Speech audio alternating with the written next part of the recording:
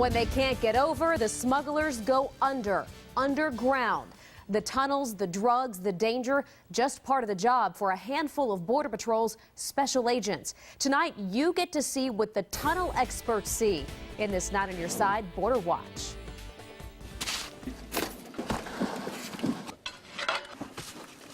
There's never a down day when you're tracking tunnels on the border. We anticipate finding one at any given day.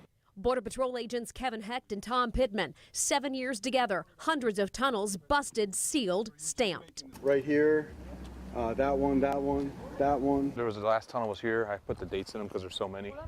And about 2 feet from that 2012 tunnel, the one discovered just weeks ago. And then they found a little weak spot in the back.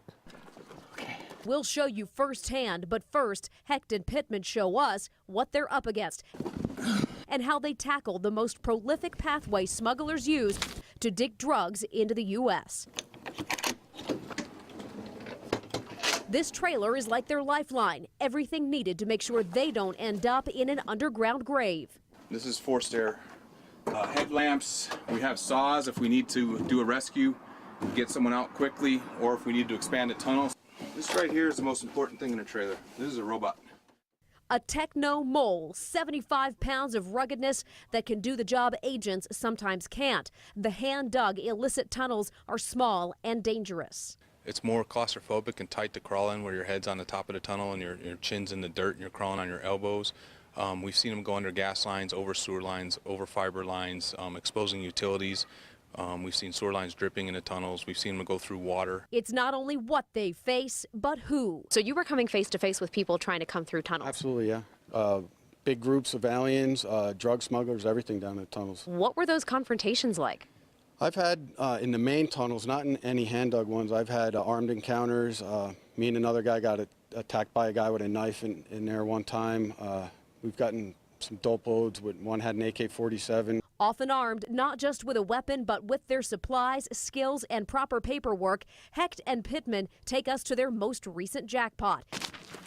Pittman climbs up. He's the lead. Hecht follows in behind, and they drop down in, getting to work. We're pretty safe in here because this is the shotcrete roof, so nothing's going to collapse on it. This is what smugglers dig through to get their stash to the U.S. It is so incredibly tight. Watch this move, just turning around the camera. The dark, damp space is the agent's office with a view that usually includes piles and piles of pot. When we first came in, there was a bundle of marijuana everywhere. So we just started pulling them out and moving, pulling them out and moving. And then Mexico secured the south side.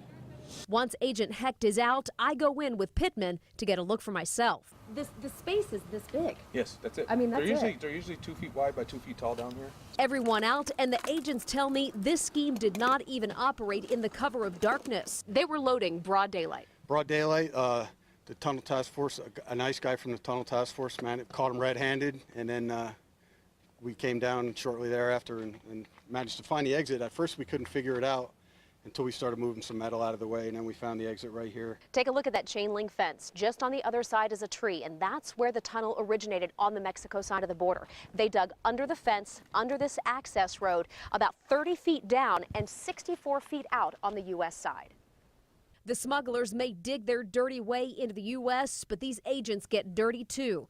As they fill each tunnel with cement, they create a patchwork along the streets of Nogales, Arizona, a symbol to the smugglers. Dig at your own risk. What would you say to the people on the other side who are still digging these tunnels and trying to get it through? You want to send a message? Well, just keep digging so we can keep finding them. It's keep us employed.